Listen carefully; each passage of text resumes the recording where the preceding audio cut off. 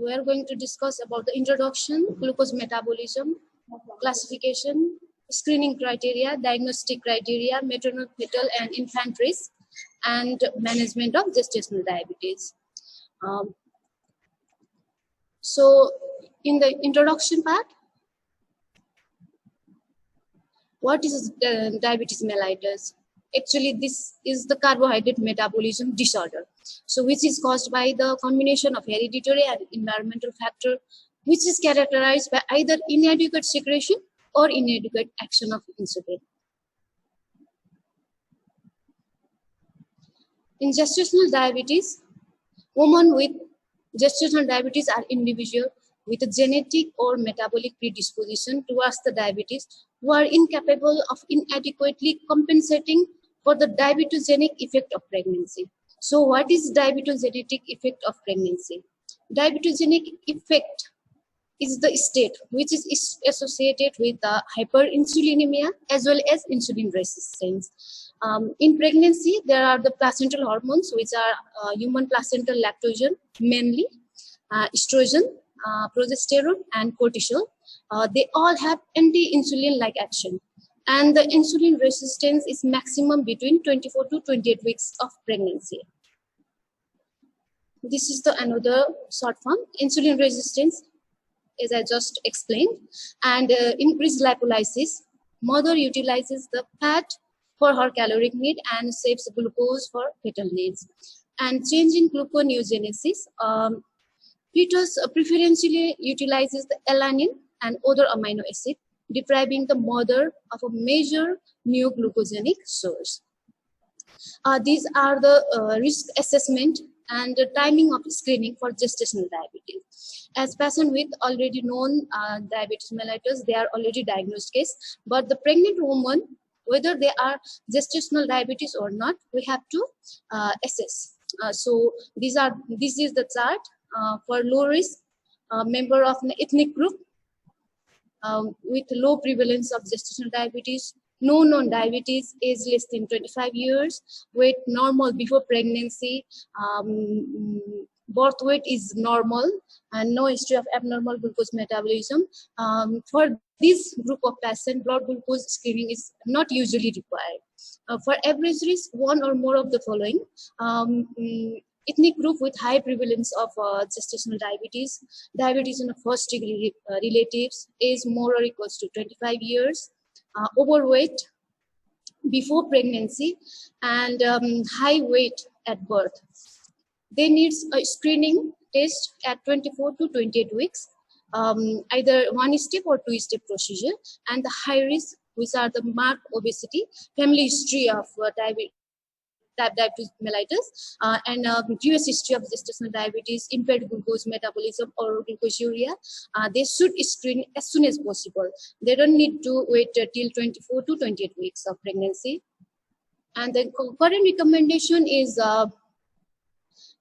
screening at 24 to 28 weeks, and recommended screening is either two-step with 50 gram glucose challenge test, followed by diagnostic 3-hour 100 gram glucose oral glucose tolerance test, and threshold value for 1 hour is 130 or 140, either is acceptable. It depends upon the organization which they can follow, and the sensitivity, if 130 is if you accept 130 milligram per deciliter, 90% is sensitivity, and if 140, it is 80% sensitivity. And if the OG glucose screening test is positive, then they should go for the next diagnostic test, which is by the 3-hour oral glucose tolerance test. To do this test, there are some prerequisites. The test should be performed in the morning after an overnight fasting of at least 8 hours, but not more than 14 hours. At least 3 days of unrestricted diet and regular physical activity. And the subject should remain seated and should not smoke during the test. For which, according to WHO, 75 gram glucose and HUG 100 gram glucose is taken. And this is the result which we can interpret. For fasting, if you are doing with 100 gram glucose, fasting should be less than 95, and 1 hour after glucose intake 180, and 2 hour 150, and 3 hour 140.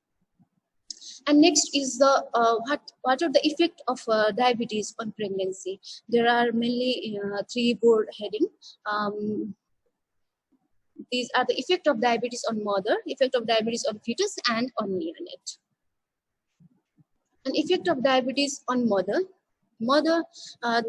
According to the studies, preeclampsia is prevalent in 10 to 15% of the mother who are diabetic, and increased operative vaginal deliveries and consequent trauma, such as if the baby is very big, they tend to have a big baby, and so operative vaginal delivery is more likely, and infection, high incidence of chorionitis and postpartum endometritis, and postpartum bleeding, high incidence due to exaggerated uterine distension, and cesarean section, high incidence in pregnant diabetes, and more than 50% women with gestational diabetes will develop over diabetes in future 20 years. Recurrence rate, that means in next pregnancy, she will have a 35 to 50% chance of developing the same problem. And next is the effect of diabetes on the fetus. The main effect are the congenital anomalies, hypoglycemia, hyperviscosity syndrome, hyaline membrane diseases, macrosomia, hypocalcemia, apnea and bradycardia, and traumatic delivery. And potential complication in infant are the intrauterine demise, either spontaneous abortion or term stillbirth, or macrosomia, visceromegaly such as cardiomegaly, hepatic enlargement, and then birth injury, shoulder dystocia, Erb's palsy, diaphragmatic paralysis, and the cerebral ischemia or hemorrhages. And how macrosomia is evident in diabetic mother. Usually, according to the SUG, birth weight more than 4,500 grams is termed as macrosomia, which is occur in 17 to 29% of the gestational diabetes patient. Pathophysiology is when the maternal hyperglycemia is prevalent, then fetal hyperglycemia occurs, then fetal hyperinsulinemia will develop, and then excess somatic growth, which result in fat deposition on the shoulder and trunk, which really disposes to shoulder dystocia and more chance of cesarean section. And the consequent complication is brachial plexus injury during the delivery and clavicular fracture. And the most common congenital abnormalities in infant of diabetic neonate are central nervous system. According to the system, in the central nervous system, there is an encephaly, holoprosencephaly, and encephalocele. And in cardiac, arterial septal defect is the most common, and other defects are aortic coarctation, ventricular septal defect, and transposition of the great vessels. And skeletal and spinal caudal regress syndrome. In this picture, this baby is in the caudal regression syndrome, and genitourinary tract in which ureteric duplication is common, and renal agenesis, and in gastrointestinal anorectal atresia. Neonatal risk: after the delivery, the baby will go to hypoglycemia, hypocalcemia, hypomagnesemia, and hyperviscosity syndrome due to polycythemia, hyperbilirubinemia, respiratory distress syndrome, and cardiomyopathy. In the management of diabetic patient, what is the main goal of management? To achieve the glycemic target, and nutritional counseling from the registered dietitian is mandatory. Encouraging physical activity, avoiding ketosis, initiating and maintaining insulin therapy, arrangement and planning of delivery, and postpartum follow-up and their management. Mainly, there are two groups of patients: women with established diabetes, which is type 1 or type 2, and pregnant women with new onset diabetes, which is termed as gestational diabetes mellitus. And then if a lady is planning to get pregnant and she is diabetic, then preconceptional care is needed. For that, a self-monitoring of blood glucose, she should advise that fasting or pre-meal should be 80 to 110, and 1 hour post-meal is less than 150. And HbA1c should be less than 6.5. And preconceptional care is medical goal. If she's planning to get pregnant, then switch from oral agent to physiologic basal insulin and prevent hypoglycemia and ketoacidosis. And blood pressure should be below 130 to 80 millimeter of mercury. Because there is a chance of preeclampsia in the diabetic patient. Protein excretion level should be less than 150 milligram per 24 hours, and TSH should be less than 2.5. And in the pregnant woman who is not gestational, who is not diabetes but can be gestational, so universal screening should be done. For the universal screening guideline, we have already discussed about the glucose challenge test, that is 1 hour blood glucose testing after giving 50 grams of oral glucose. If the result is less than 30 milligram per deciliter, then patient does not have gestational diabetes. If she reports with 140 to 180 milligram per deciliter, then she might be gestational diabetes. So the next step diagnostic test is 3 hour 100 gram OGTT, and if she has more than 180 milligram per deciliter, then we should do the fasting blood sugar and HbA1c. And if more than 95 or if more than 120, then she is diagnosed as a gestational diabetes. No need for the OGTT. So these are the charts. And then self-monitoring blood glucose. Patients should be advised to have the goal for fasting is 60 to 90. Pre-meal is 60 to 90. And 1 hour postprandial is 100 to 130, and 2 hour 120. And 10 p.m. Between 10 p.m. to 4 a.m. it should be 60 to 100 milligram. And then first intervention should be done. If the patient is diagnosed as a gestational diabetes, the first step is nutrition therapy. We usually don't go directly to the insulin or OAG. So nutrition therapy is started, in which there should be 3 daily meals and 3 main meal and 3 small meals, such as small breakfast, lunch and dinner, and 3 times snacks in between. And physical activity, if she is under physical activity, then she should continue, and also encourage the light exercise. And this is the chart for energy requirement for the diabetic patient. For the general, breakfast should be 700 kilocal, and lunch 900, and dinner for 500 only. And the diabetic patient, once the pregnant woman is diagnosed as diabetes, then she should not restrict her diet to less than 1500, and but so she should have at least 30 to 33% calorie restriction. If she is overweight or she is normal weight, then she can have 1800 to 2100 kilocalorie.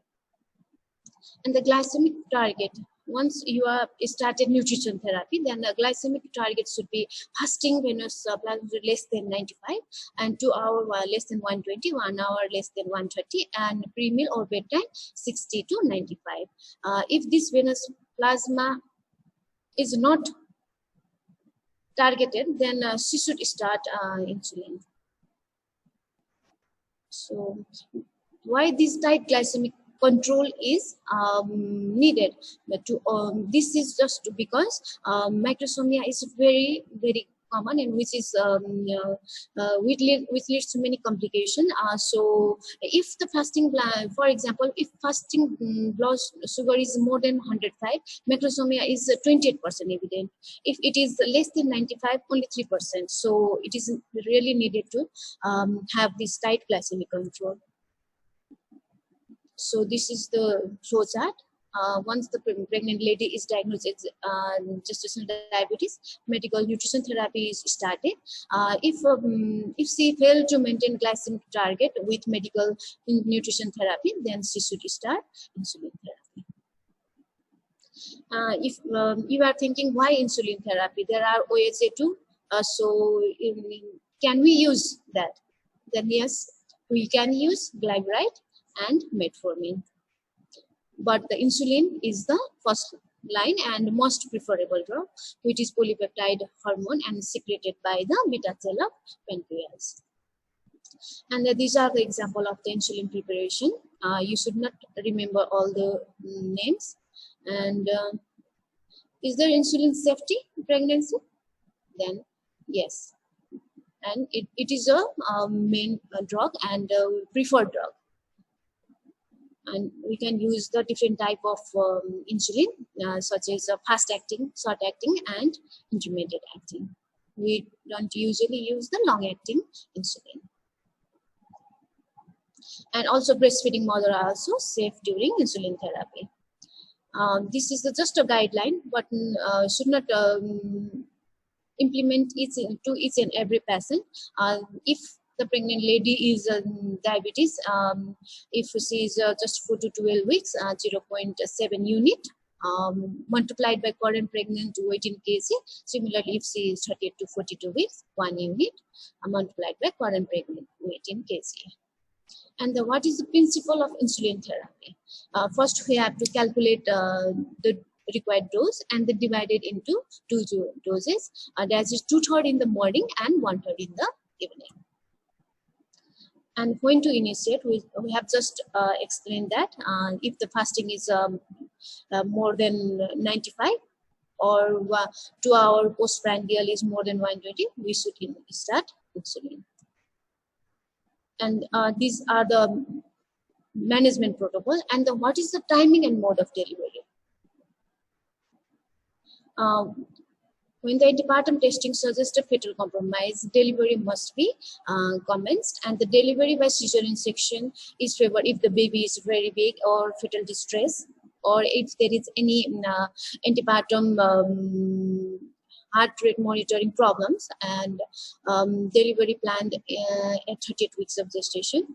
If pregnant lady is poor control and history of prior stillbirth, and then elective delivery is planned. And then in delivery, there are 2 types, either induction or cesarean. Who can have an induction of labor? Multipara with good obstetric history, young primigravida without any obstetric abnormalities, and the presence of congenital malformation of the fetus. And the method is no breakfast on the day of induction, lower rupture of membrane to stimulate the labor, and also simultaneously oxygen drip if not contraindicated. And then cesarean section, these are the patients which we usually go for the cesarean section, such as elderly primary, multigravida with a bad obstetric history, uncontrolled diabetes, obstetric complications like preeclampsia, polyhydramnios, malpresentation, and obviously the large baby. So we should perform early in the morning, omit breakfast and insulin dose, and we have to start insulin infusion. After the delivery, what we should do postnatally? Blood testing should be done after 72 hours or 3 days. And fasting glucose reset after 6 to 12 weeks following delivery. Every 6 to 12 months, the patient should be screened for type 2 diabetes. As we all know, 50 to 60% patient will have type 2 diabetes in future. And the postpartum focus, such as OGTT, should be done if a patient is diagnosed gestational diabetes, and also for the diabetic patient after 6 months, OGTT is recommended, and she should also counsel about the weight management, postpartum visit with the registered dietitian, and encourage breastfeeding, monitoring occasionally with meter, and if planning for the next pregnancy, she should have a very strict diabetic control and weight management. And what should be done during the lactation? Breastfeeding is recommended. Breastfeeding should not be restricted for the diabetic woman, and which also decrease risk of type 1 diabetes and infection in infant, right? And then decrease incidence in type 2 by 50%, and promote infant growth and development. And maintain pregnancy meal plan after delivery, maintain pregnancy meal plan, and develop postpartum plan to meet added caloric requirement of breastfeeding. Rapid weight loss is not advised. Exercise is though recommended. And insulin use must be continued if postpartum normoglycemia cannot be maintained with medical nutrition therapy. And we already have discussed that women with previous gestational diabetes mellitus have 40 to 60% risk of developing type 2 diabetes in 5 to 15 years, and 66% risk of diabetes in future pregnancy. So thank you. If you have any question, you can